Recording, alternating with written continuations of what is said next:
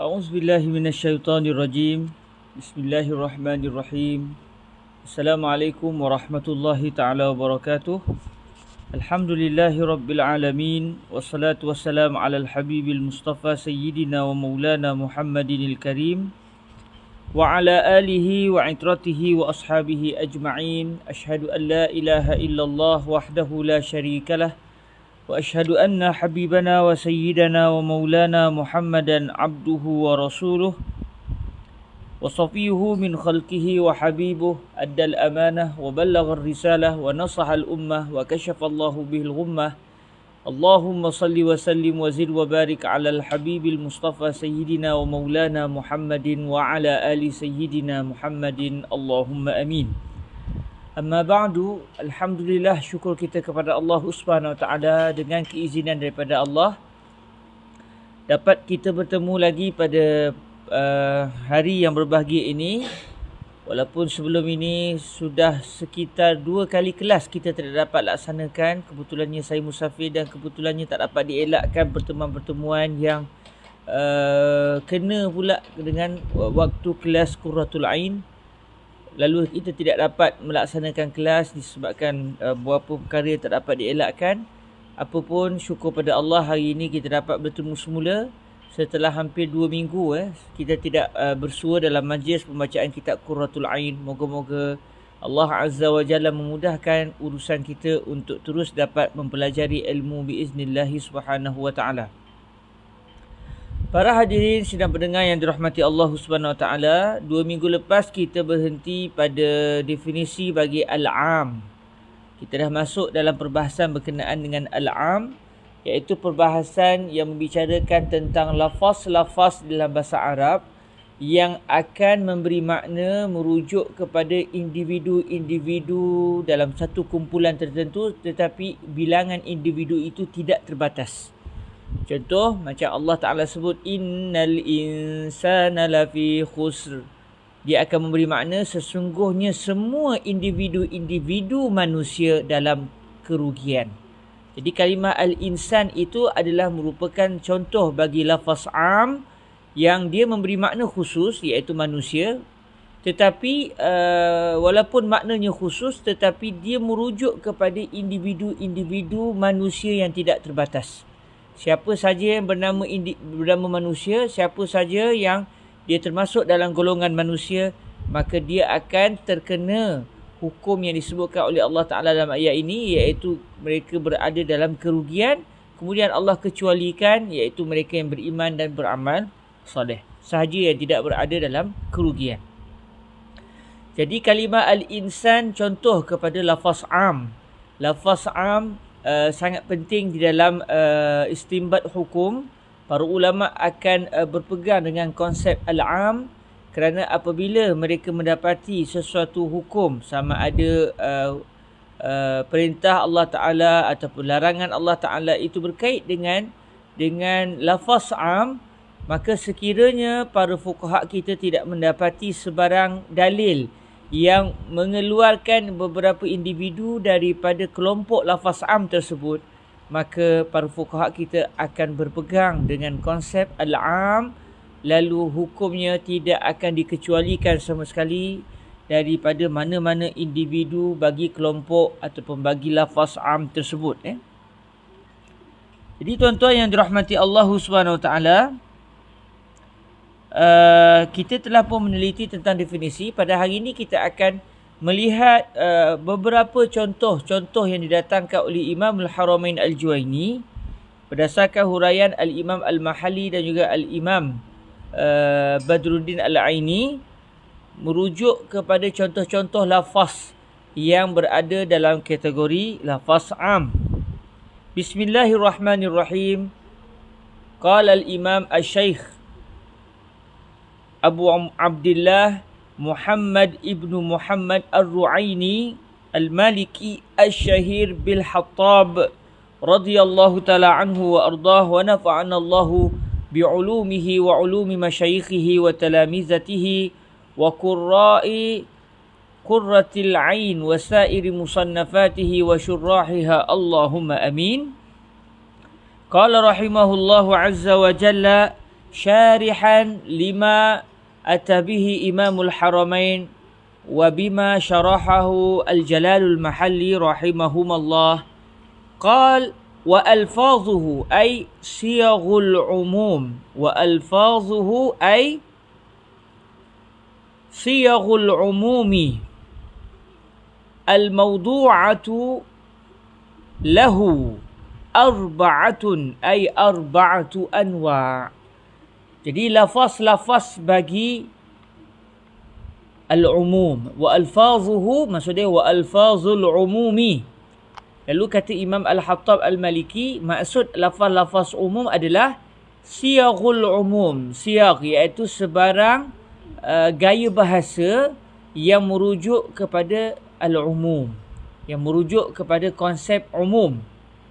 Al-mawdu'atu ay hadhihi siyaghu mawdu'atun lahu ay li al-umum, iaitu beberapa contoh gaya bahasa dalam bahasa Arab yang mana gaya bahasa itu diperuntukkan, dikhususkan untuk merujuk kepada umum, merujuk kepada makna umum.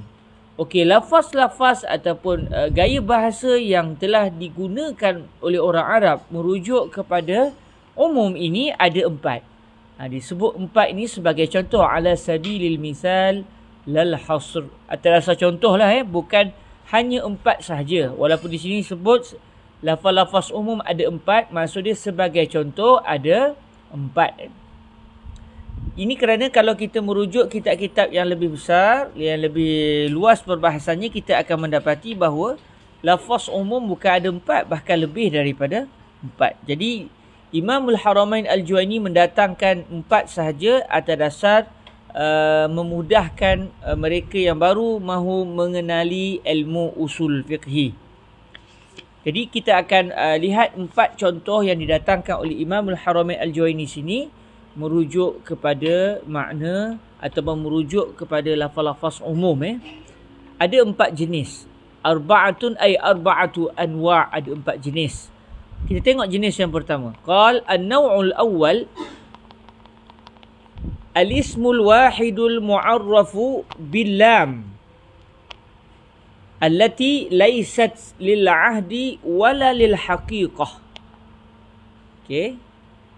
Jenis yang pertama adalah al-ismul wahid. Isim. Maksudnya dalam bahasa Arab, kalimah itu sama ada al-ismu ataupun al-fi'lu ataupun al-harf. Jadi kategori sebarang kalimah dalam bahasa Arab dia akan terbahagi kepada salah satu di antara 3 pecahan ini. Sama ada al-ismu iaitu nama, ataupun al-fi'lu iaitu perbuatan, ataupun al-harf iaitu huruf. Jadi apabila sesuatu kalimah itu dia bukan huruf, dia bukan fi'il, sebaliknya dia adalah al-ismu, isim, orang Melayu kita kata isim, yang mana dia adalah bersifat wahid. Maknanya dia bukan musanna, dia bukan jamak. Dia adalah satu nama merujuk kepada bilangan yang tunggal. Contoh macam kalimah al-insan. Al-insan merujuk kepada seorang manusia. Kalau 2 orang manusia, insanani, 2 orang manusia. Kalau ramai, anasi, iaitu manusia-manusia yang ramai. Jadi apabila satu kalimah itu, kalau dari segi makna bahasa, dia merujuk kepada makna tunggal. Tetapi al-mu'arrafu bil-lam, dia sudah menjadi ma'rifah. Dalam ilmu bahasa Arab, dia sudah dianggap sebagai ma'rifah. Dia bukan nakirah, mudahnya dia ada alif lam lah. Dia sudah menjadi ma'rifah disebabkan ada huruf lam, iaitu ada huruf alif lam. Contoh macam contoh yang kita sebut sebentar tadi. Allah Ta'ala berfirman, innal insana lafi khusr. Jadi kalau tengok ayat ini, Allah Ta'ala menggunakan kalimah al-insan. Insan kalau ikut makna sebenarnya merujuk kepada seorang manusia. Tetapi kalimah insan di sini, pertamanya dia sudah berstatus ma'rifah kerana ada alif lam. Maksudnya dia sudah menjadi ma'rifah dengan sebab alif lam. Walaupun dia ini adalah kalau ikut maknanya adalah seorang manusia, Tetapi bila kalimah yang bersifat tunggal ada pula alif lam, maka ia sangat berpotensi untuk menjadi lafaz umum. Bila lafaz umum, dia tidak lagi memberi maksud sesungguhnya seorang manusia. Sebaliknya dia akan memberi makna sesungguhnya seluruh manusia. Okey. Kita tengok di sini disebut lagi al-ismul wahidul mu'arrafu bil lami allati laysat lil ahdi wala lil haqiqah. Tetapi syarat alif lam yang masuk kepada kalimah tunggal tadi, kalimah mufrad tadi, isim yang mufrad tadi, hendaklah alif lam itu bukan alif lam untuk al-ahd, alif lam ahdiyah. Alif lam ahdiyah ini adalah alif lam yang masuk bagi suatu kalimah yang mana kalimah itu pernah disebut sebelum ini atau sudah difahami sebelum ini, merujuk kepada individu tertentu. Kalau sudah dirujuk kepada individu tertentu, maka ketika itu alif lam yang masuk kepada isim mufrad itu tidak akan memberi makna umum. Dia tidak akan memberi makna umum, sebaliknya dia akan memberi makna individu khusus. Bila makna individu khusus, dia sudah tidak dianggap sebagai lafaz umum. Saya ambil buat contoh. Saya kata, Haza Zaid. Wallahi inni uhibbur rajul. Saya buat satu contoh dalam bahasa Arab, dalam ucapan dalam bahasa Arab, saya kata, Haza Zaidun. Ini adalah Zaid. Wallahi inni uhibbur rajul. Demi Allah, saya suka kepada sang lelaki. Saya suka kepada sang lelaki. Saya suka kepada lelaki. Itu kalau terjemah kasar. Tetapi kalimah ar-rajul ini sebenarnya merujuk kepada siapa? Kepada orang yang telah saya sebut namanya sebelum ini, iaitu Zaid. Jadi dia akan memberi makna sesungguhnya ini adalah Zaid, demi Allah saya suka kepada lelaki ini. Walaupun tak digunakan kalimah hadzal rajul, wallahi inni uhibbu hadzal rajul, saya tak guna kalimah hadzal rajul, tetapi saya guna kalimah rajul dengan ada alif lam, tetapi alif lam ini rupanya dia merujuk kepada objek tertentu yang pernah saya sebut dalam ucapan sebelum ini. Jadi ketika itu alif lam ini dipanggil sebagai alif lam ahdiyah. Alif lam ahdiyah. Apabila sudah jadi begitu, maka alif lam ini tidak akan memberi makna umum. Dia tidak akan memberi maksud ini adalah Zaid, demi Allah saya suka kepada semua orang lelaki. Dia tak akan jadi makna begitu. Dia akan jadi makna sesungguhnya ini Zaid, demi Allah saya suka kepada lelaki ini. Bila jadi makna lelaki ini, maka tidak berlakulah umum, sebab dia sudah merujuk kepada satu objek khusus yang terbatas. Sedangkan umum merujuk kepada lafaz am itu adalah satu kalimah yang merujuk kepada satu makna, yang makna itu mengandungi pelbagai individu yang tidak terbatas. Kadang-kadang al-ahdiyah ni, alif lam ahdiyah juga boleh berlaku secara tanpa sebutan tetapi sudah difahami. Dipanggil alif lam lam ahdiyah zihniyah. Contoh, kita semua katakan sahabat-sahabat katakan belajar dengan Fadilatul Syekh Said bin Shaltut. Contoh, Fadilatul Syekh Said bin Shaltut akan mengajar pada hari Isnin katakan. Lalu semua orang tahu, orang pergi kelas dalam keadaan orang tahu kelas itu kelas Syekh Said Shaltut. Contoh. Lalu katakan saya terlambat hadir kelas hari Isnin. Bila saya masuk dalam kelas, saya tengok Syekh Said tak ada.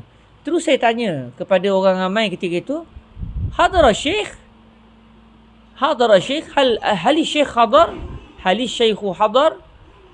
Hal hadara Syekh? Jadi kalau tengok dalam ayat saya akan guna kalimah Syekh.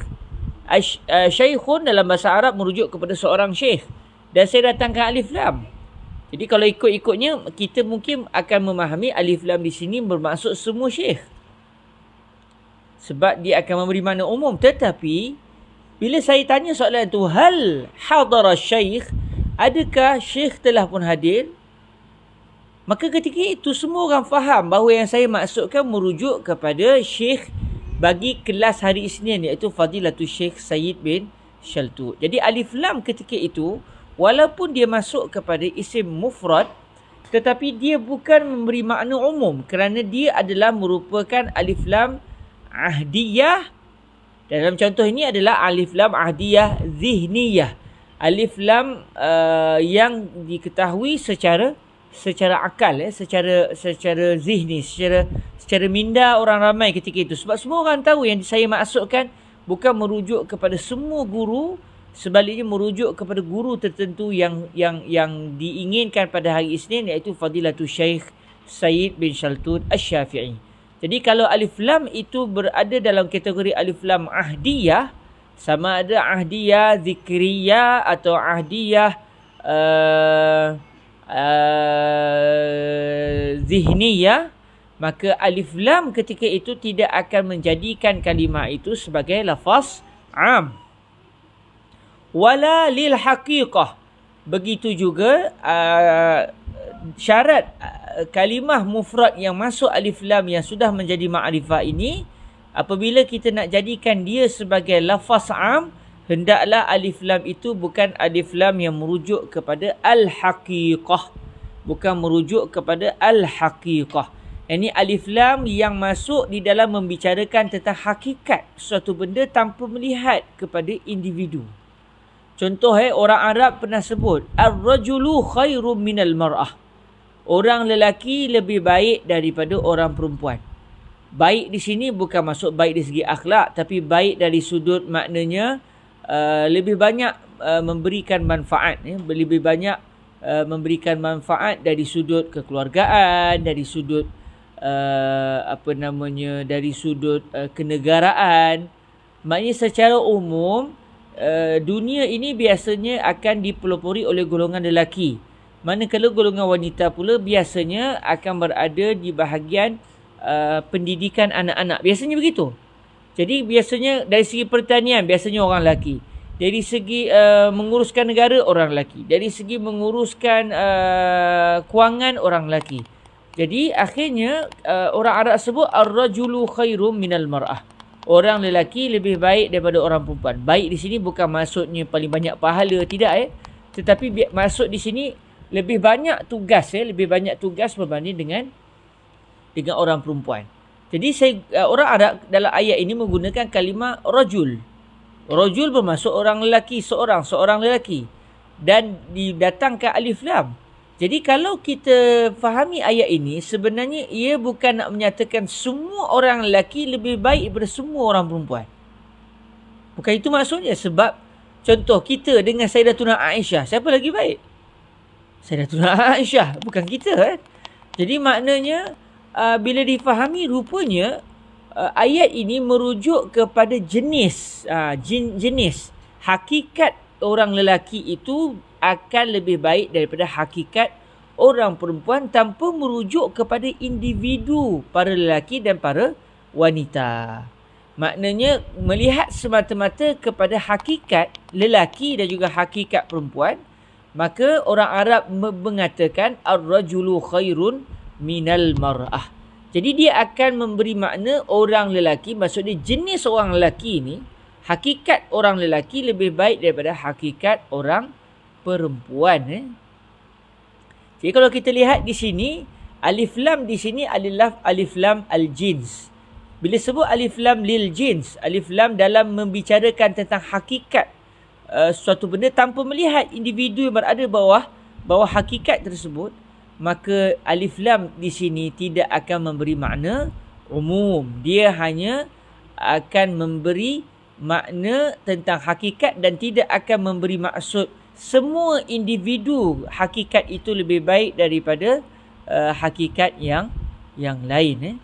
Jadi syarat alif lam untuk menjadi alif lam yang akan memberi makna umum, kalau dimasukkan kepada isim mufrad, hendaklah alif lam itu bukan alif lam ahdiyah, bukan juga alif lam jinsiyah. Jadi alif lam Kalau dia merujuk kepada al-ahd ataupun merujuk kepada al-haqiqah, maka ketika itu dia tidak akan memberi makna umum. Alif lam yang memberi makna umum adalah sekiranya alif lam itu bukan merujuk kepada alif lam jinsiyah, juga bukan merujuk kepada alif lam ahdiyah. Jadi maknanya dalam satu ucapan itu perlu diselami maksud yang diinginkan oleh orang yang bercakap. Jadi kalau kita tengok ayat itu, contoh macam tadi bila satu orang datang terlambat kelas, lepas tu dia tengok syekh tak ada. Dia tanya pada kita orang ramai, "Asy-syekh hadar? Hadar asy-syekh? Hal asy-syekhu hadar?" Adakah syekh telah hadir? Diguna alif lam. Hal asy-syekhu hadar? Adakah syekh telah pun hadir dalam kelas? Jadi ketika itu orang semua faham yang dimaksudkan bukan merujuk kepada semua syekh. Bukan semua para ulama yang ditanya. Tetapi dia merujuk kepada satu orang syekh tertentu, iaitu guru yang sepatutnya berada dalam majlis ilmu ketika itu. Maka ketika itu alif lam di sini bukan bermaksud alif lam istighraq, alif lam untuk umum. Sebaliknya alif lam di sini adalah alif lam yang bukan untuk bermaksud umum, bermaksud semua. Ini contohnya. Atau saya datangkan contoh lagi. Az-zahabu afdalu minal fiddah. Emas lebih baik daripada perak. Saya buat satu contoh. Az-zahabu afdalu minal fiddah. Adakah ini memberi maksud emas tertentu lebih baik daripada perak tertentu? Tidak. Adakah ini memberi maksud semua jenis emas lebih baik daripada mana-mana jenis perak? Juga tidak. Sebab kadang-kadang ada perak yang dia lebih bagus daripada mana-mana emas. Sebagai contoh, kalau perak itu, satu duit perak, dia mengandungi unsur sejarah. Dia lebih mahal daripada mana-mana emas yang baru ditemui pada hari ini. Walaupun dari sudut harga emas dan harga perak, harga emas lagi mahal daripada harga perak.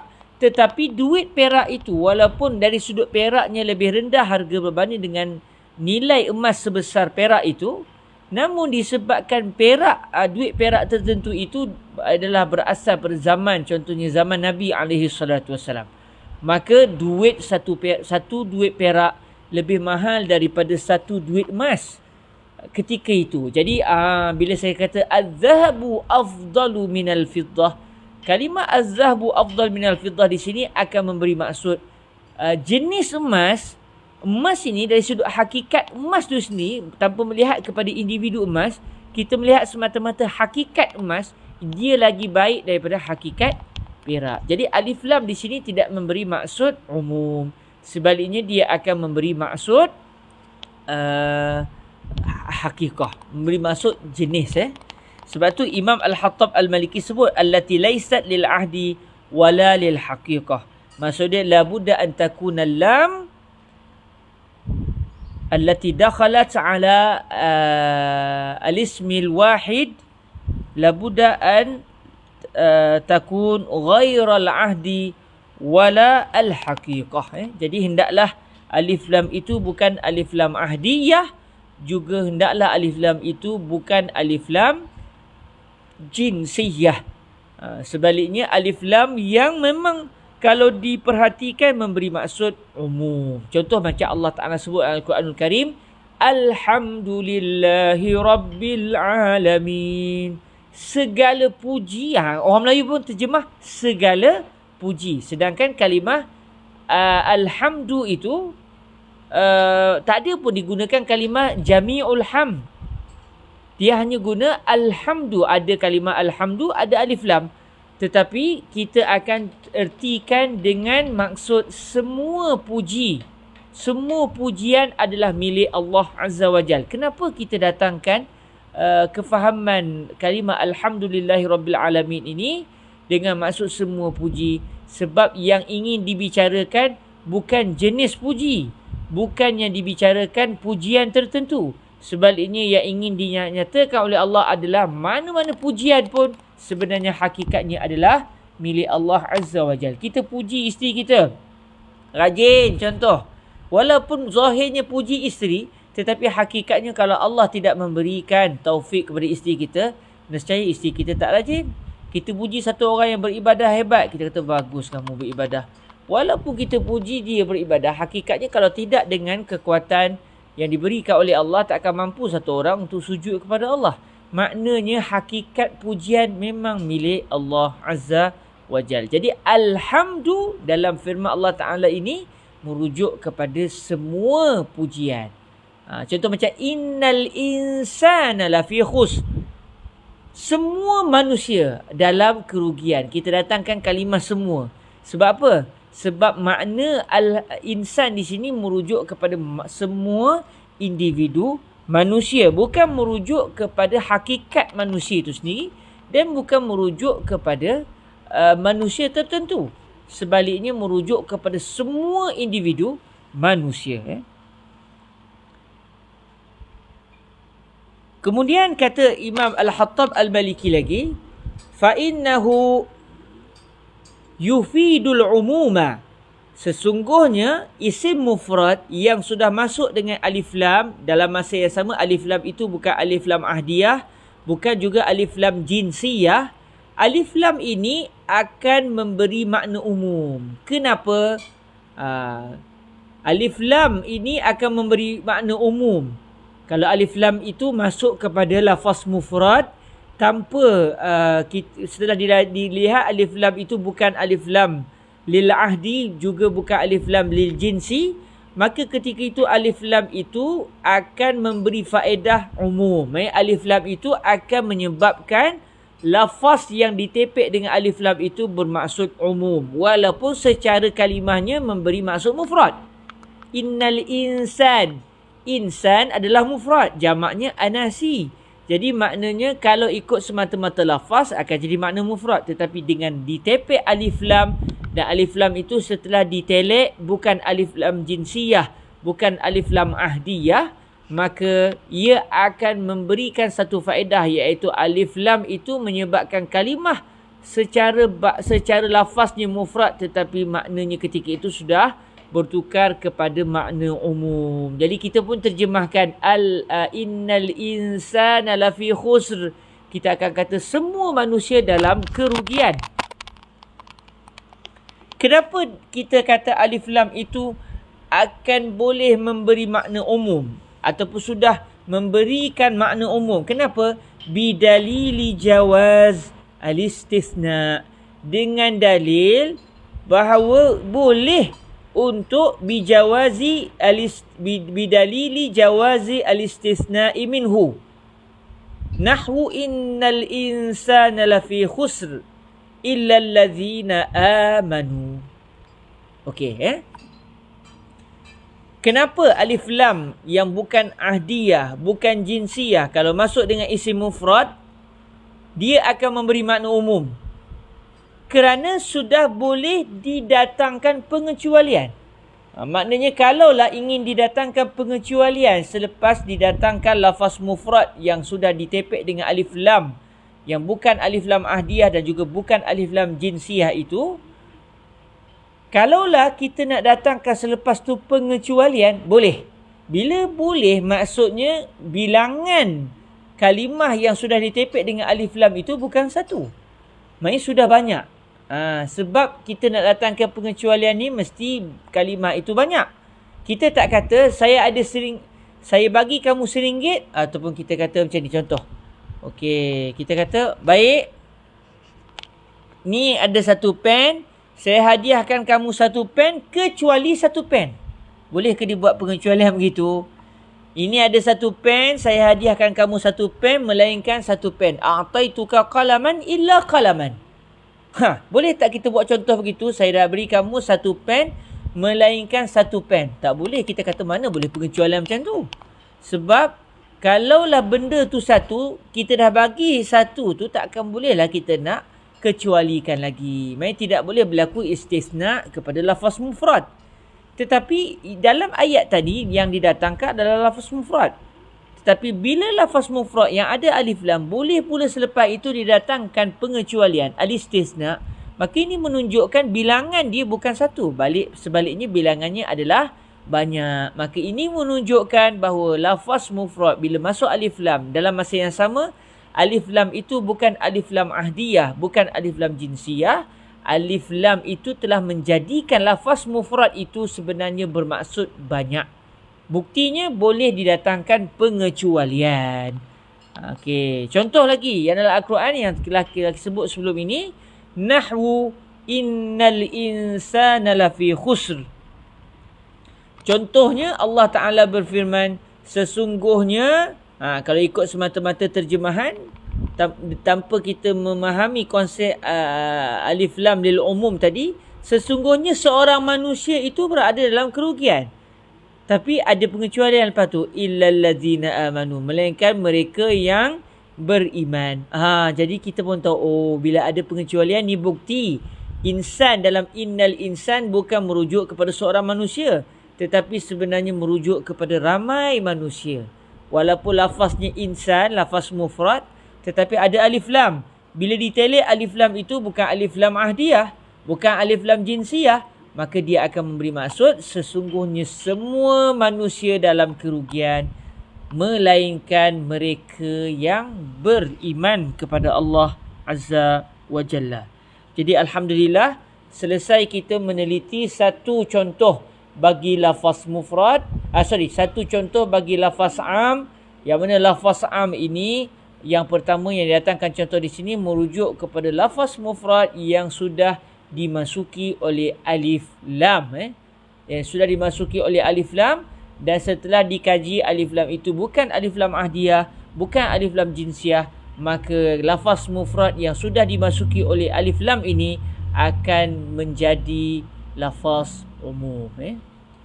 Jadi maknanya tuan-tuan, nak istinbat hukum bukan senang. Dan dalam masa yang sama, nak istinbat hukum perlu kepada penguasaan bahasa Arab. Bayangkan kalau kita hanya merujuk terjemahan, macam mana orang yang nak rujuk terjemahan akan memahami perkara-perkara yang bersifat seni ini, benda-benda yang bersifat halus ini yang ada dalam bahasa Arab dan tak ada dalam bahasa Melayu kita. Contoh macam bahasa Melayu kita, mana ada satu kalimah mufrad yang akan memberi maksud semua.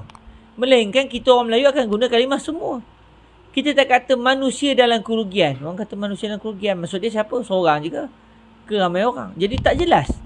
Jadi bahasa Arab dia ada kelainan. Sebab itulah Allah Azza wa Jalla memilih Al-Quranul Karim dalam bahasa Arab, menjadikan kalamnya yang qadim untuk merujuk kepada Al-Quran itu dalam bahasa Arab, dan Allah menjadikan Rasulullah sallallahu alaihi wasallam itu daripada bangsa Arab, kerana Al-Quran akan menjadi dalil kepada para mujtahid sampai ke akhir zaman.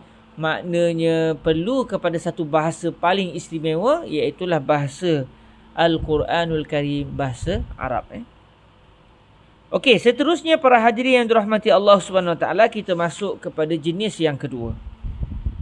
Qala rahimahullahu azza wa jal, wan naw'u tsani ismul jam'i al-mu'arrafu bil lam. Dalam sebahagian nuskhah ai ad-dallatu ala jama'atin, ada sedikit tambahan Tapi dalam sebahagian nuskhah yang lain hanya kalimahnya berbunyi wan naw'u, ataupun jumlahnya ataupun lafaznya berbunyi wan naw'u tsani ismul jam'il mu'arrafu bil lam. Jadi jenis yang kedua pula bagi lafaz umum adalah isim jamak. Kalau tadi isim mufrad, sekarang satu lafaz isim, bukan fi'il, bukan huruf maknanya. Dalam masa sama, isim itu adalah lafaz yang bersifat jamak. Dia bukan mufrad, dia bukan musanna, sebaliknya dia berada dalam kategori jamak. Dalam masa yang sama didatangkan alif lam. Dalam masa yang sama alif lam itu juga bukan alif lam ahdiyah, bukan alif lam betul, alif lam itu bukan alif lam ahdiyah. Sebab alif lam jinsiyah ni merujuk kepada lafaz mufrad. Okey. Jadi disebut di sini isim jamak yang didatangkan alif lam allati laisat lil ahdi. Alif lam masuk kepada lafaz jamak, dalam masa yang sama alif lam itu bukan merujuk kepada individu-individu khusus yang dipanggil sebagai al-ahdiyah. Contohnya firman Allah Subhanahu contoh di sini sebut nahwu uqtulul musyrikin. Contohnya ucapan yang berbunyi uqtulul musyrikin. Bunuhlah orang-orang musyrik, bunuhlah orang-orang musyrik.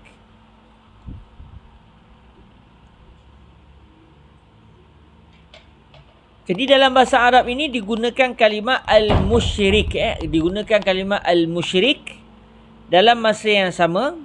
Dalam masa yang sama ada digunakan kalimah musyrikin, maafkan saya. Musyrikin adalah jamak. Lafaz mufrad dia apa? Musyrikun. Kalau 2 orang musyrik, musyrikan. Kalau 3 orang musyrik ke atas, kita guna kalimah musyrikun. Cuma di sini digunakan kalimah musyrikin kerana dia berada dalam kedudukan mansub, dalam kedudukan mansub kerana dia adalah maf'ul bih. Jadi ucapan yang berbunyi uqtulul musyrikin, kamu semua bunuhlah golongan musyrik. Jadi di sini digunakan kalimah musyrik, musyrikin iaitu jamak, dan ada alif lam. Dalam masa yang sama, alif lam ini bukan alif lam ahdiyah. Bukan alif lam yang merujuk kepada individu-individu khusus. Contoh, kalau individu khusus ni saya buat satu contoh gini. Ya jamaah, hadzal musyrik mujrim. Wal musyrik tsani aidan mujrim. Wal musyrik tsalis aidan mujrim. Ya jamaah uqtulul musyrikin. Sebut ayat begitu. Wahai kawan-kawan, orang musyrik yang pertama ni dia buat jahat. Maksudnya dia telah bunuh kita ke, dia telah buat jahat yang hukumannya sepatutnya tukang hukuman bunuh. Musyrik yang kedua, ada satu orang musyrik kedua pun dia pun telah melakukan jenayah lalu layak untuk dijatuhkan hukuman bunuh. Musyrik yang ketiga pun telah melakukan perbuatan yang sama. Lalu saya kata, ya jamaah uqtulul musyrikin. Wahai kawan-kawan semua, wahai mereka yang bertanggungjawab, bunuhlah para musyrik. Maksud dia apa? Semua musyrik ke? Bukan. Ketika dalam ayat saya tadi, maksud saya adalah musyrik yang pertama, kedua dan ketiga tadi yang mereka bertiga telah melakukan jenayah. Jadi di sini tahulah kita bahawa alif lam pada ucapan saya sebentar tadi bukan merujuk kepada bunuhlah semua orang musyrik. Sebaliknya, alif lam itu adalah alif lam ahdiyah. Bila alif lam ahdiyah, dia hanya merujuk kepada individu yang dimaksudkan oleh yang bercakap. Tapi di dalam contoh yang didatangkan oleh Imam Al-Khattab di sini,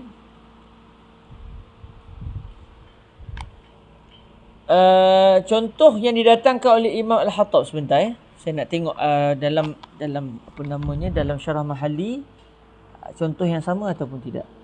Bismillahirrahmanirrahim. Kita tengok syarah Mahalli sebentar. Dalam syarah Imam Mahalli,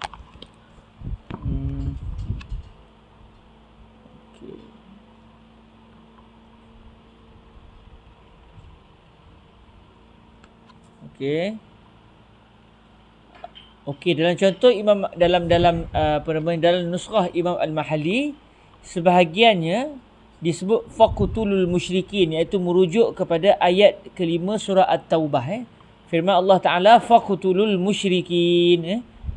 Cuma dalam nusrah syarah Imam Khattab Al-Maliki, beliau mendatangkan ucapan uqtulul musyrikin berdasarkan sebahagian nusrah Imam Al-Mahalli. Syarah Imam Mahalli, sebahagian nusrahnya berbunyi faqtulul musyrikin, sebahagiannya berbunyi uqtulul musyrikin.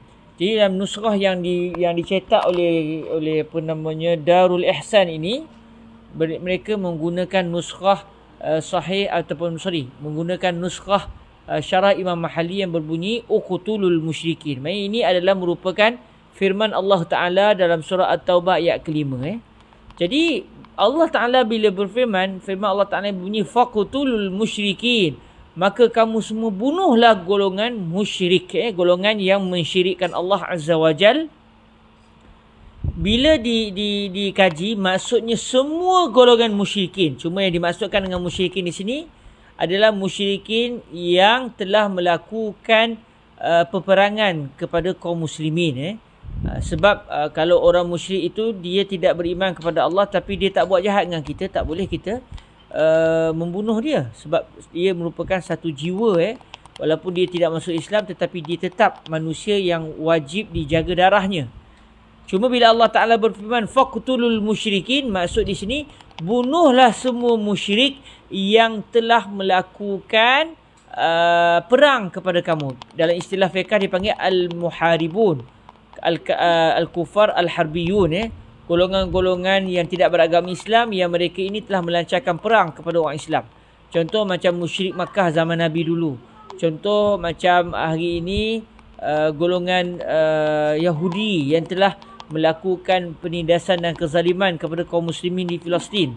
Jadi Allah Ta'ala ketika berfirman faqtulul musyrikin, kalimah al-musyrikin dalam ayat kelima surah At-Taubah ini merujuk kepada semua orang musyrik, iaitu semua orang musyrik yang telah melakukan perang, melancarkan perang kepada kita. Maknanya siapa saja musyrik yang telah melancarkan perang ke atas kaum muslimin, maka mereka hendaklah diperangi oleh kaum muslimin. Cuma dalam masalah perang ni bukan kita sendiri boleh lancar-lancar perang ikut dan.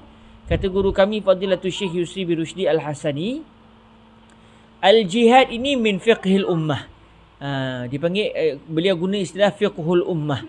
Maksudnya al-jihad melancarkan perang kepada mana-mana negara yang telah melakukan jenayah kepada kaum muslimin. Ini adalah termasuk di kalangan fiqh, hukum hakam fiqh yang berkait dengan kerajaan. Kalau ikut istilah Fadilatul Syekh Husi, beliau guna istilah fiqhul ummah. Sebab ada beberapa hukum fiqh yang disebut dalam kitab-kitab fiqh kita boleh laksanakan secara individu, tapi ada juga hukum-hukum fiqh yang tidak dapat kita laksanakan secara individu. Sebaliknya menjadi tanggungjawab kerajaan. Contohnya melancarkan perang. Sebab itu kalau siapa-siapa yang nak pergi ke mana-mana negara, dia nak terlibat dalam perang sendiri begitu, tak boleh. Tak boleh kerana perang ini adalah fiqhul ummah. Dia merupakan bidang kuasa kerajaan. Okey, antara contoh lagi fiqhul ummah apa dia? Contohnya dalam melaksanakan membayar zakat. Membayar zakat. Nak diserahkan zakat kepada siapa? Okey, zakat, hak untuk mengutip zakat itu adalah fiqhul ummah. Maknanya sebab itu tidak boleh kita main bayar zakat kepada mana-mana orang yang kita nak. Walaupun orang tu bila kita tengok, ini termasuk dalam asnaf ni, dah fakir miskin contohnya, ataupun mana-mana asnaf zakat yang lain. Tetapi kita sebagai orang yang sudah wajib mengeluarkan zakat, tidak boleh main bagi kepada siapa yang kita nak. Sebab hak mengumpulkan zakat itu adalah hak kerajaan. Hak kerajaan. Sebab itu tidak boleh kita main bayar zakat kepada siapa-siapa yang kita nak. Kita tengok dia asnaf, kita pun bayar zakat. Contoh masa dululah, masa tahun lepas kita buat lancar kutipan dana bangunan Ruak Jawi di Kahirah. Dan insyaAllah tuan-tuan, bulan Ramadan ni kita akan lancar lagi. Cuma kita berhenti lama sebab melihat kepada realiti masyarakat yang ditimpa COVID. Jadi peringkat awal tu kita rasa tak sesuai untuk kita meneruskan kutipan dana bangunan. InsyaAllah kalau ada rezeki bulan Ramadan ni kita akan mula semula untuk menyambung kutipan dana. Alhamdulillah tahun lepas kita dah dapat 1.5 juta ringgit Malaysia. Kita ingin membeli bangunan dalam harga 4 juta ringgit Malaysia di Kahirah. Jadi kita perlukan lagi 2.5 juta ringgit Malaysia insya-Allah. Jadi bulan Ramadan ni kita akan buat kutipan lagi insya-Allah. Jadi tuan-tuan sebar-sebarkanlah maklumat ini. Moga-moga semuanya dalam rahmat dan kasih sayang Allah Azza wa Jal. Hanya atas dasar untuk kita memberikan keselesaan kepada para pelajar kita yang berada di Mesir, dapat menadah dengan para masyaikh di premis kita sendiri tanpa perlu menghadapi masalah-masalah yang pelbagai. Jadi tahun lepas masa kita buat kutipan dana bangunan Ruak Jawi tu, ada orang tanya, saya ada zakat, boleh tak saya bayar zakat kepada Ruak Jawi untuk tujuan bangunan ini? Jadi bila dia tanya begitu, saya kata dari segi fatwa memang Ruak Jawi boleh terima zakat. dari segi fatwa. Walaupun dalam mazhab Imam Syafi'i, zakat tidak boleh dibagi kepada para pelajar dengan maksud fi sabilillah. Maksudnya kalau nak buat bangunan dia termasuk dalam kategori fi sabilillah kalau ikut yang kita biasa dengar. Namun dalam kefahaman mazhab Imam Syafi'i, fi sabilillah ni hanya merujuk kepada perang. Jadi kalau mana-mana program-program aman, nak buat hospital aman, nak buat proses cuma, nak buat bangunan untuk penginapan pelajar ataupun nak buat bangunan untuk sekolah, tidak termasuk dalam kategori fi sabilillah. Bagi zakat kepada pelajar boleh atas dasar pelajar tu orang susah. Tapi kalau pelajar tu kebetulannya dia anak orang kaya, dia pun tak boleh dapat zakat kalau ikut dalam mazhab Imam Syafi'i, kerana zakat yang diberikan kepada pelajar atas dasar dia fakir. Walaupun dia boleh bekerja, dia boleh dapatkan duit, tapi masalahnya dia terpaksa tumpukan masa dia untuk belajar. Jadi dia tak sempat untuk bekerja untuk dapatkan duit. Lalu disebabkan dia belajar dan dia akhirnya jadi fakir sebab belajar, maka dia dapat zakat kalau ikut kefahaman mazhab Imam Syafi'i kerana dia fakir. Jadi bila ditanya saya soalan itu, saya kata ruak jawi boleh terima zakat kalau ikut fatwa lah. Sebab dalam segi fatwa umum disebut fisabilillah itu merujuk kepada segala perkara-perkara baik. Jadi kalau kita nak buat hospital umum untuk bantu orang susah, kita nak buat sekolah, boleh untuk terima zakat atas dasar fatwa lah. Walaupun dalam mazhab Imam Syafi'i tidak boleh. Okey, cumanya saya kata dari segi fatwa memang boleh. Masalahnya kami ruak jawi tidak mendapat orang kata apa, tidak ada lesen daripada mana-mana jabatan zakat untuk menerima zakat. Jadi tuan tidak boleh bayar zakat kepada ruak jawi secara terus. Tuan hendaklah membayar zakat kepada pusat zakat.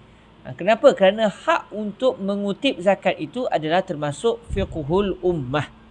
Jadi kalau kita nak bayar zakat kepada mana-mana kumpulan, kalau dia dapat kebenaran daripada pihak zakat, ia boleh. Tapi kalau tidak mendapat kebenaran daripada pihak zakat, walaupun dia itu asnaf, katakan satu kumpulan orang-orang miskin, buat satu perhimpunan orang-orang miskin, buat satu pertubuhan orang-orang miskin. Katakanlah ada pertubuhan orang-orang miskin dan mereka ni memang semuanya miskin. Bolehkah kita bayar zakat terus kepada pertubuhan ini? Tak boleh. Sebab zakat hanya boleh dikutip oleh kerajaan. Kerajaan hari ini merujuk kepada jabatan zakat, pada zakat setiap negeri. Jadi sebab itulah kami kata kami tak boleh terima zakat sebab haram tuan-tuan serahkan zakat kepada saya. Kerana zakat wajib diberikan kepada pihak kerajaan.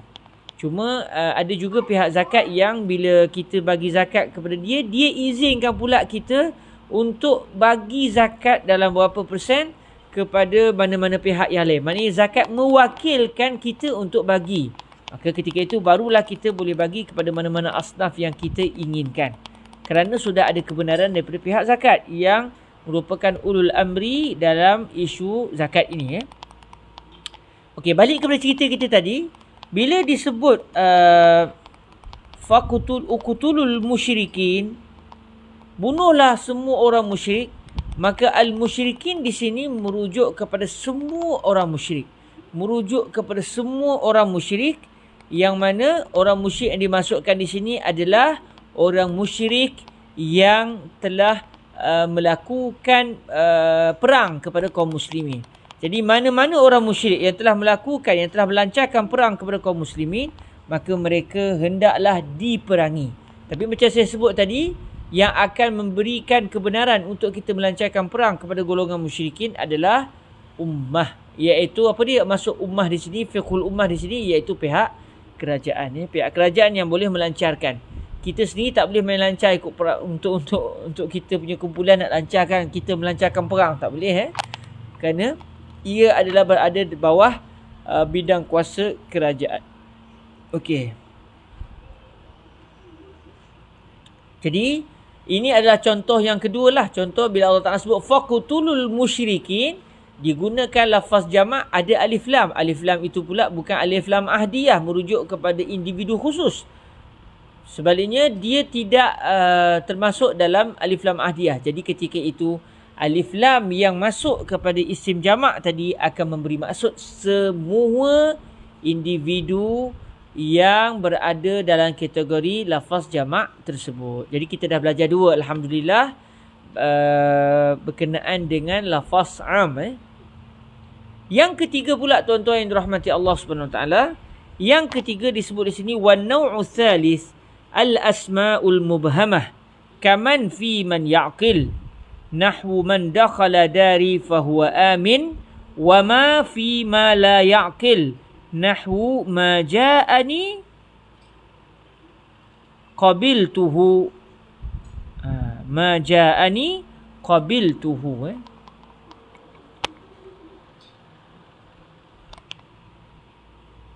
Okey.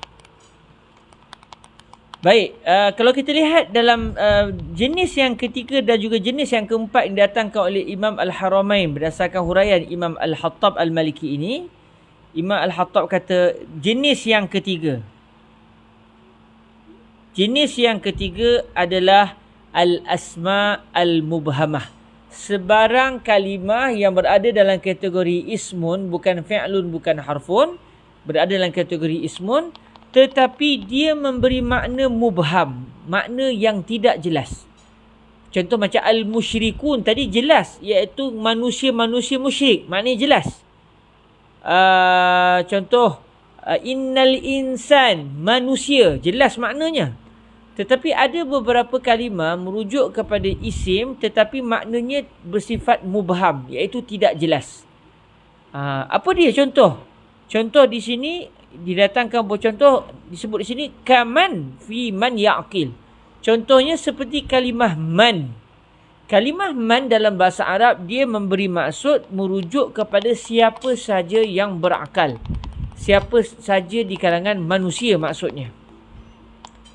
Siapa saja di kalangan manusia. Kalau al-insan dia ada makna jelas manusia, tapi man sesiapa.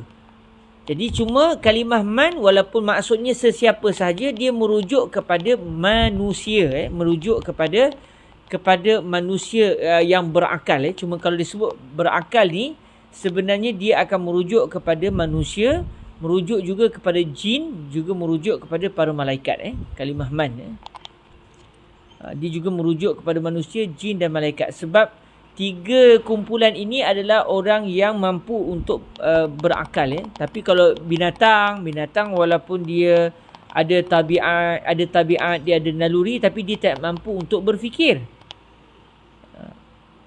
Jin dan manusia dia boleh berfikir, malaikat juga boleh berfikir. Cuma beza antara jin, manusia dan malaikat, jin dan manusia ada syahwat, ada keinginan untuk melakukan maksiat, manakala malaikat pula tidak ada syahwat. Para malaikat mereka boleh berfikir, dalam masa yang sama mereka tidak memiliki kemampuan untuk melakukan maksiat. Memang para malaikat ini adalah maksum, mereka terpelihara daripada melakukan maksiat sebab mereka tak ada syahwat. Sebab tu para malaikat tak makan, tak minum, tidak berkeluarga. Tapi jin dan manusia kita berkeluarga, kita makan, kita minum dan sebagainya. Jadi contoh kalimah man yang akan memberi maksud umum apa dia? Nahwu man dakhala dari fahuwa aminun. Siapa sahaja. Pak, saya akan terjemahkan dengan siapa sahaja. Sebab man di sini akan memberi makna umum, memberi maksud seluruh yang berakal. Man, siapa, dakhala dari, siapa yang telah masuk ke dalam rumah saya, fahuwa aminun, dia akan selamat. Dia akan selamat. Jadi kalau ada orang sebut ayat ini, man dakhala dari fahuwa aminun, siapa yang telah masuk dalam rumah saya, maka dia adalah orang yang selamat. Jadi ayat ini kalau diucapkan oleh seseorang, dia akan memberi maksud siapa sahaja di kalangan orang yang mampu untuk berfikir, tak kira siapa, Muslim ke, bukan Muslim ke, budak besar ke, budak kecil ke, lelaki ke, perempuan ke, siapa saja masuk rumah saya, dia akan selamat daripada dizalimi oleh saya. Kenapa saya fahami secara umum gitu? Kerana orang yang bercakap itu guna kalimah man. Man lil aqil. Kalimah man termasuk di antara asma' mubhamah, di antara isim-isim mubham, dan isim-isim mubham akan memberi makna umum. Dia akan memberi makna umum. Jadi bila seseorang sebut man dakhala dari fahuwa amin, kemudian masuk satu orang, tiba-tiba orang itu dizalimi oleh tuan rumah, yang dizalimi boleh bertikai. Tadi kamu sebut man dakhala dari fahuwa amin. Kamu sebut kalimah man. Saya termasuk di kalangan yang berakal. Saya masuk rumah kamu. Maksudnya sepatutnya saya juga mendapat keamanan daripada pihak kamu. Kenapa kamu menzalimi saya?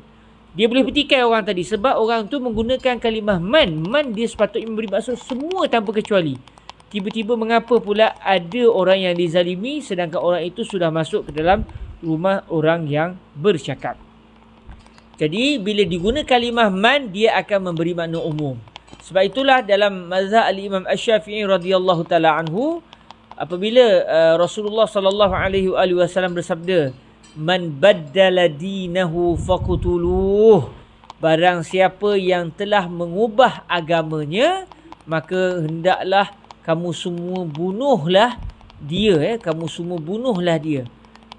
Kalau ikut kefahaman mazhab kita, mazhab al-Imam Asy-Syafi'i, mazhab Imam Syafi'i akan mengatakan tak kira lelaki, tak kira wanita, siapa sahaja yang sudah murtad daripada agama Islam, maka orang yang murtad daripada agama Islam hendaklah dijatuhkan hukuman bunuh. Kalau kita tanya dalam mazhab Imam Syafi'i, kenapa kamu sebut tak kira lelaki, tak kira perempuan? Siapa sahaja yang sudah mukallaf, yang masuk Islam, dia dah berakal, tiba-tiba dia murtad, kenapa kamu kata tak kira lelaki, tak kira perempuan, orang tua ke orang muda ke, hendaklah dijatuhkan hukuman bunuh? Maka bila kita tanya kepada mazhab al-Imam Asy-Syafi'i, mazhab Imam Syafi'i akan sebut kerana Rasulullah sallallahu alaihi wasallam menggunakan kalimah man.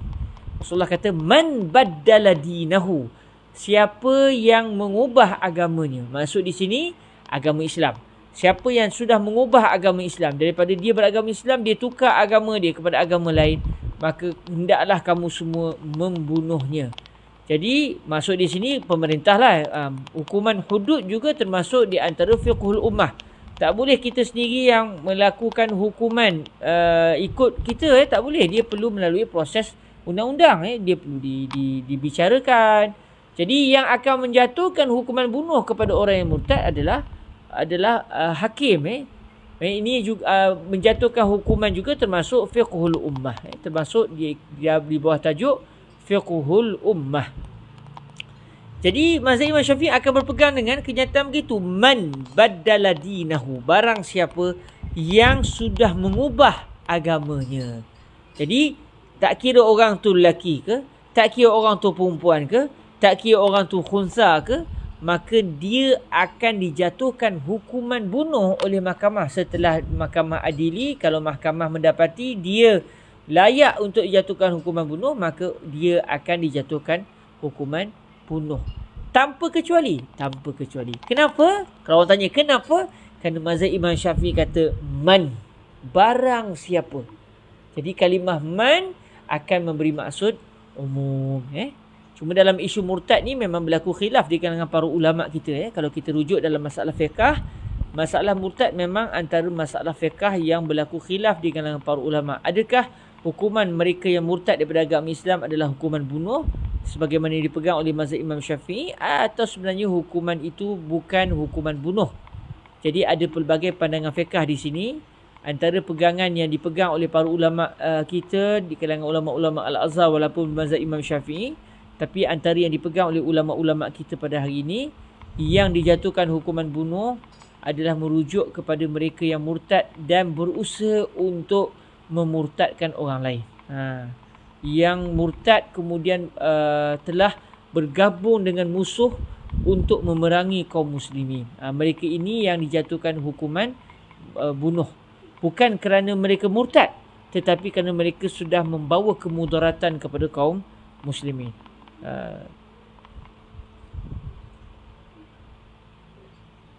Bila Rasulullah SAW sebut 3 orang yang halal darah, la yahillu damu mri'in muslimin yashhadu yashhadu an la ilaha illallah wa anni rasulullah illa bi ihda salas, as-sayyibu zani wan nafsu bin nafsi wat tariku lidinihi al mufariqu lil jamaah.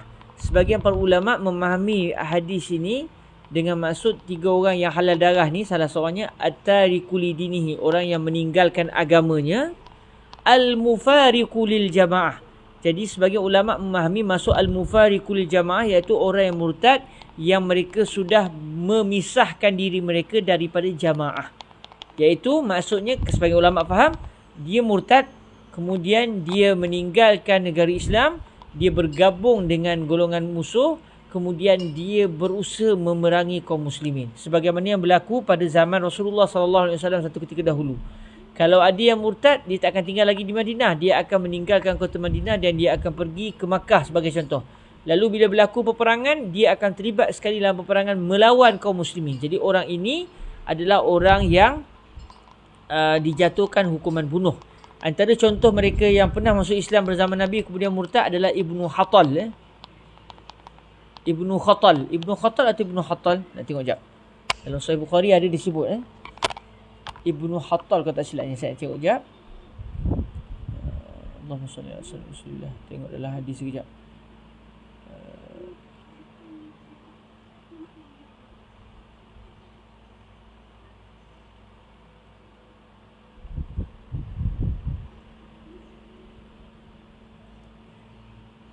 Bentar ya. Alang-alang dah terkeluar ni. Kawan-kawan kita boleh cek Ibnu Khatal.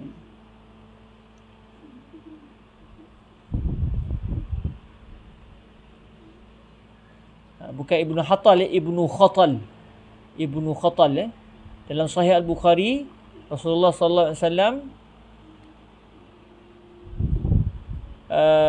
sewaktu para sahabat buka kota Makkah, ketika para sahabat sudah membuka kota Makkah Al-Mukarramah dalam peristiwa Fathu Makkah, lalu para sahabat sebut kepada Rasulullah, inna ibna Khatalin muta'alliqun bi astaril Ka'bah. Sesungguhnya Ibnu Khatal sudah bergantung, dia telah menggantungkan, dia berpaut kepada kelambu Kaabah. Maknanya ketika kaum muslimin berjaya menawan kota Mekah, mereka mendapati satu orang lelaki yang dulunya orang Islam, kemudian lari daripada Madinah, dia bunuh satu orang Islam yang lain, kemudian dia lari ke Makkah Al-Mukarramah, kemudian dia bergabung dengan golongan musyrikin. Sewaktu dalam peristiwa Fathu Makkah, mereka mendapati Ibnu Khatal ini bergantung di Kaabah. Maknanya mohon agar selamatlah, mohon agar diselamatkan daripada hukuman bunuh, sampai bergantung di Kaabah. Tapi Nabi kata, uqtuluh, bunuhlah Ibnu Khatal. Jadi dalam kefahaman mazhab Imam Syafi'i, Ibnu Khatal dibunuh kerana murtad. Namun dalam sebahagian kefahaman para ulama yang lain, Ibnu Khatal dibunuh bukan kerana murtad, tetapi dia sudah keluar daripada jamaah kaum muslimin. Tambah lagi dosanya iaitu dia bunuh satu orang muslim.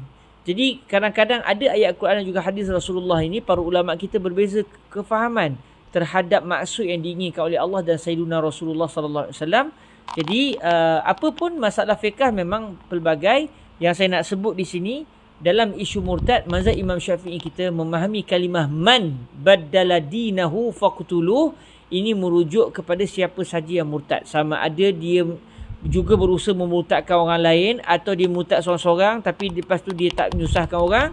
Tapi kalau ikut mazhab Imam Syafi'i, asal dia murtad, maka setelah diberi tempoh untuk bertaubat, tetap dia tidak mahu bertaubat, maka kerajaan berhak menjatuhkan hukuman bunuh ke atas orang murtad. Cuma saya dah sebut tadi, masalah murtad ni berlaku khilaf di kalangan para ulama. Bila berlaku khilaf, maknanya bagi pihak kerajaan, apabila pihak kerajaan mendapati dalam satu isu itu berlaku perselisihan pendapat di kalangan para ulama, maka kerajaan boleh memilih mana-mana pendapat yang difikirkan sesuai dengan realiti kerajaan dan juga rakyat ketika itu. Jadi kerajaan boleh mengambil hukuman yang sesuai. Dan saya rasa pada zaman kita pada hari ini, dalam isu murtad, mungkin pendapat yang sesuai, yang kalau kerajaan ingin pegang, adalah pendapat orang yang murtad seorang diri dan dia tidak berusaha untuk memurtadkan orang lain. Mungkin pendapat yang mungkin tepat bagi zaman hari ini, kena dengan realiti kita pada hari ini, adalah tidak jatuhkan hukuman bunuh kepada orang murtad tersebut. Sebab kalau jatuhkan hukuman bunuh kepada orang murtad yang dia telah murtad, tapi dia murtad seorang-seorang dia tidaklah memurtadkan orang lain, dia tidaklah mengeluarkan kenyataan yang boleh mengganggu-gugat kaum muslimin, dia murtad seorang-seorang dia je. Kita suruh dia bertobat, dia tak nak bertobat. Dia tetap nak murtad. Maka kalau ikut pendapat sebagian para ulama, contohnya pendapat guru saya sendiri Fadilatul Syekh Yusri bin Rusdi, walaupun beliau bermazhab Imam Syafi'i, tapi dalam isu ini beliau berpendapat mengatakan orang murtad macam ni tidak dijatuhkan hukuman bunuh. Dan saya kira mungkin dalam realiti kita pada hari ini itu yang sesuai. Sebab kalau kita bunuh orang murtad dan keadaan dia tidak memberikan kesan buruk kepada kaum muslimin, dia murtad seorang-seorang maksud dia tidak menyusahkan kaum muslimin dan dia tak menyeru kepada kemurtadan, kalau kita bunuh juga dia mungkin akan timbul fitnah yang besar di kalangan masyarakat. Orang akan nampak Islam ni begini, Islam ni begini. Dan ada pun pendapat mazhab Imam Syafi'i itu adalah kefahaman Al-Imam Asy-Syafi'i. Jadi dalam isu kefahaman para ulama ni, bilalah dalam suatu isu berlaku perbezaan pendapat para ulama, kerajaan berhak untuk memilih mana pendapat yang difikirkan paling tepat untuk zaman mereka. Wallahu ta'ala a'la wa a'lam. Okey. Jadi insya-Allah dalam pertemuan yang akan datang kita akan masuk kepada wama fi ma la ya'qil. Contoh bagi isim mubham yang mana juga memberi makna umum, insya-Allah subhanahu wa taala. Jadi daripada apa yang kita pelajari pada hari ini, dapatlah kita buat beberapa kesimpulan. Dalam bahasa Arab ada kalimah-kalimah yang dia akan memberi makna umum. Dan kalimah-kalimah ini kalau kita semata-mata lihat dari segi bahasa, mungkin kita tak akan dapat lihat dia memberi makna umum. Contoh macam kalimah mufrad yang masuk alif lam. Begitu juga kalau kalimah jamak yang tak ada alif lam. Uhibbu muslimina. Contoh saya datangkan begitu. Dalam ayat saya, uhibbu muslimin tanpa datangkan alif lam. Saya tak sebut pun uhibbul muslimin. Saya hanya sebut uhibbu muslimin. Saya suka kepada orang-orang Islam. Tetapi dalam kalimah saya itu tak ada alif lam. Maka orang yang semata-mata belajar bahasa, mungkin dia tidak akan tahu apa yang dimaksudkan oleh yang bercakap. Tetapi dalam ilmu usul fiqh kita diajar bahawa kalau lafaz jamak contohnya didatangkan tanpa alif lam, dia merujuk kepada maksud saya suka ramai orang Islam. Tapi bukan bermaksud saya suka semua orang Islam. Tapi kalau kita sebut uhibbul muslimin, saya suka orang-orang Islam, dalam keadaan saya datangkan sebelumnya kalimah alif lam, dan alif lam itu setelah ditelik bukan alif lam ahdiyah, maka dia akan memberi maksud saya suka seluruh kaum muslimin. Dan itulah yang kita semua pegang. Kita sayang kepada semua orang Islam tanpa berkecuali. Walaupun orang Islam ada yang mungkin buat baik dengan kita, ada yang mungkin buat jahat dengan kita, namun dalam keluarga besar Nabi Muhammad SAW ini, kita diajar untuk mencintai semua kaum muslimin dan kita mendoakan seluruh kaum muslimin mendapat kebaikan biiznillah subhanahu wa ta'ala. Ada pun yang buat jahat dengan kita, kita anggap sajalah ini adalah orang kata macam dalam keluarga kita lah, kadang-kadang terasa hati. Tetapi dalam masa yang sama tidak boleh kita mendoakan yang tidak baik kepada ahli keluarga kita. Maka begitu jugalah kalau kita dalam keluarga besar Nabi Muhammad alaihi salatu wassalam. Dia guna kalimah uhibbul muslimin, dia akan memberi maksud saya suka kepada seluruh kaum muslimin. Jadi ilmu usul fiqh adalah satu ilmu yang sangat penting untuk memahami ucapan dalam bahasa Arab. Apatah lagi bagi seorang mujtahid yang berperanan untuk menggali dan mengeluarkan hukum hakam daripada firman Allah dan sabdaan Sayyiduna Rasulullah sallallahu alaihi wasallam. Terima kasih semua. Moga-moga direzekikan Allah untuk pertemuan yang akan datang. Aqulu qauli hadza wa astaghfirullah li wa lakum. Kita tangguhkan majlis kita dengan berselawat kepada Sayyiduna Rasulullah sallallahu alaihi wasallam. Allahumma salli afdala salatin ala as'adi makhluqatika Sayyidina Muhammadin wa ala alihi wa sahbihi wa sallim adada ma'lumatika wa midada kalimatika kullama ذكرك الذاكرون وغفل عن ذكره الغافلون اللهم صل أفضل صلاة على أسعد مخلوقاتك سيدنا محمد وعلى آله وصحبه وسلم عدد معلوماتك ومداد كلماتك كلما ذكرك الذاكرون وغفل عن ذكره الغافلون. اللهم صل أفضل صلاة على أسعد مخلوقاتك سيدنا محمد وعلى آله وصحبه وسلم عدد معلوماتك ومداد كلماتك كلما ذكرك الذاكرون وغفل عن ذكره الغافلون. سبحانك اللهم وبحمدك أشهد أن لا إله إلا أنت أستغفرك وأتوب إليك. بسم الله الرحمن الرحيم. والعصر إن الإنسان لفي خسر إلا الذين آمنوا وعملوا الصالحات وتواصوا بالحق وتواصوا بالصبر. Terima kasih.